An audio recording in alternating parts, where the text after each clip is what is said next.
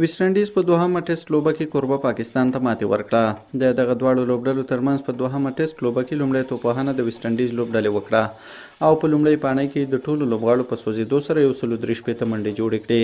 پاکستان بیا په لومړۍ پاڼۍ کې 154 منډې وکړې او ټول لوبغاړي وسوځېدل.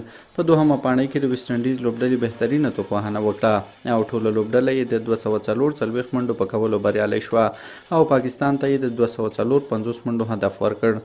خو د پاکستان لوبډلې دغه هدف پوره نشو کړی او په خپله دوهمه پاڼۍ کې یوازې 133 منډې وکړې او لوبه یې د 120 منډو په توپیر وبایلله. د لوبې غوره لوبغاړی ویسټ انډیزی جو میل وټاکل شو.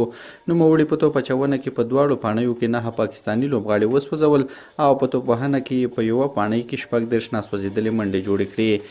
دغه دوه ټیسټ سیالیو سیریز یوه لوبه پاکستان او بله ویسټ انډیز وګټله او په دې سره دغه لوبلړۍ مساوي پای ته ورسېده.